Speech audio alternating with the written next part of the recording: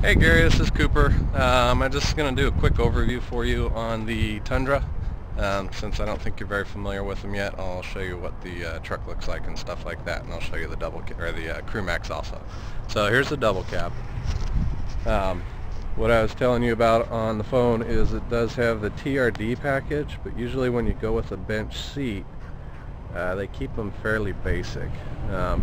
You can see that back door is an actual door. It's a real door, just not full size like this one. What we'll find with the Cremax is it will have a full door in the back.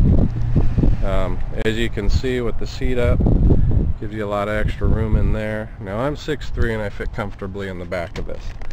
On video it probably looks fairly slim, but the seat in the front I believe is all the way back there, so when I sit in it, actually I'm going to have my cohort here hold it so you can see where my knees are. They've kind of set it up so that you can see the seat goes in for people that are a little bit taller. Being 6'3", I still have the headroom.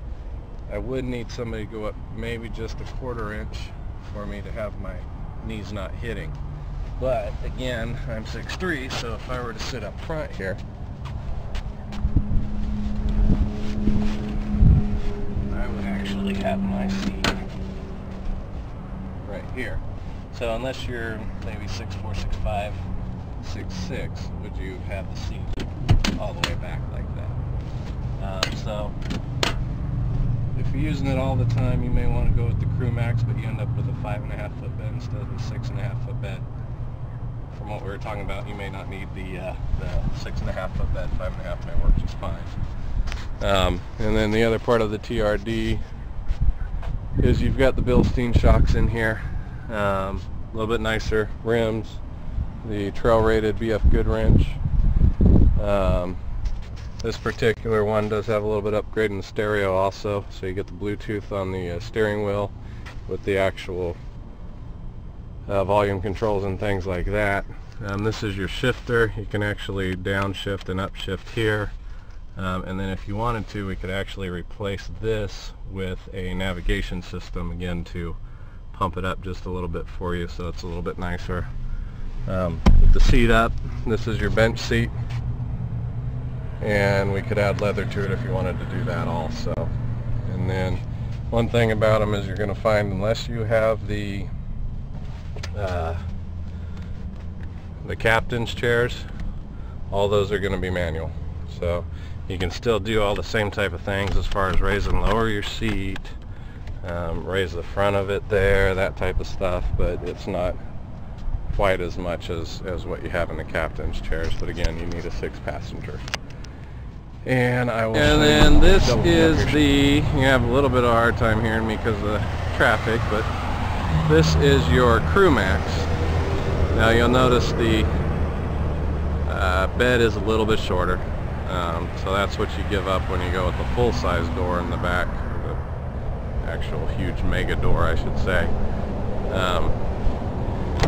In the back basically you end up with quite a bit more room. Again, I'll sit in here so you can see it. A couple of things that are cool on this is they are on sliders. So you can put somebody back here and put stuff behind, or you can see there, or you can actually tilt it back. People in the back on long trips can kind of take a nap.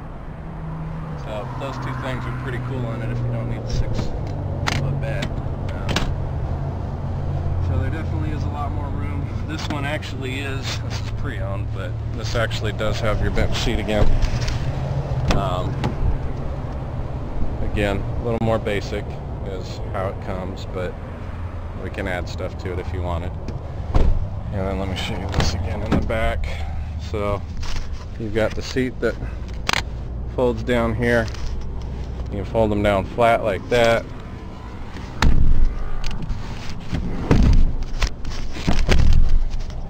You can slide them forward and tilt them so you can sleep. And I think with it slidden forward and tilted. It's probably almost got just a little less room than what the double cab does. So I mean, that's one bonus, but I don't know how often you'll have people sleeping in the back, or if it's just mostly around town when you'll need that. That's about it.